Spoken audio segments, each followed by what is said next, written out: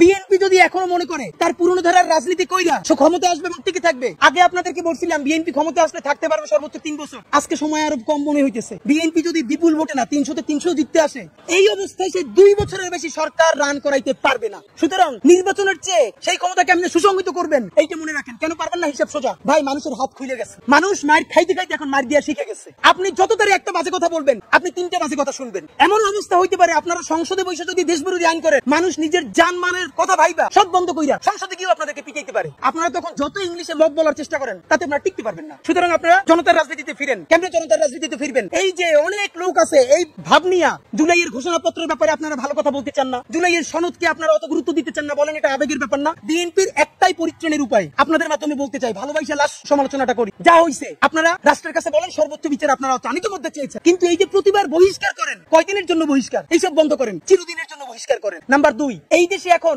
নতুন কইরা আপনারা রাজনীতি শুরু করেন, জুলাইয়ের রাজনীতি। কিভাবে করবেন? জুলাইয়ের ঘোষণাপত্রের জন্য আপনারা সবচেয়ে বেশি সোচ্চার হন, জুলাই সনদের জন্য সবচেয়ে বেশি সোচ্চার হন, ফ্যাসিবাদী বাকশালী সংবিধানের বিরুদ্ধে দাঁড়াইয়া নতুন সংবিধানের জন্য আপনারা রাস্তায় নামেন। আপনারা যদি জুলাইয়ের ঘোষণাপত্র, জুলাই সনদ, নতুন সংবিধান এবং ফ্যাসিবাদ বিরোধী রাষ্ট্র কাঠামো ভাঙা নতুন বাংলাদেশ নির্মাণের রাজনীতিতে নামতে পারেন, তাইলে আপনারা দেশের রাজনীতিতে ভ্যালিড থাকবেন, প্রাসঙ্গিক থাকবেন। যদি না করতে পারেন তাইলে মুসলিম লীগ আর আওয়ামী লীগের পরিণতি হবে। মুসলিম লীগ কেউ মারে নাই, রাজনীতির ভুলের কারণে নাই হয়ে গেছে। আর যেই দেশের নেতৃত্বে এই দেশ স্বাধীনতা হয়েছে মাত্র 54 বছর আগে, সেই দল সবকিছু নিয়ে পালাইছে। সুতরাং আপনারা তো তার অনেক পরের দল। যদি পারেন নয়া রাজনীতি শুরু করেন, ওইসব রাজনীতি বন্ধ করে। আর নইলে পরিণতি কি হবে এটা ভালোবেসে বললাম। এবং সব থেকে খারাপ লাগে যে দলটার সাথে শহীদ জিয়ার নাম জড়িত, বেগম জিয়ার নাম জড়িত, এই দলটার এইরকম করুণ পরিণতি হবে কি চিন্তা করতেই খারাপ লাগে।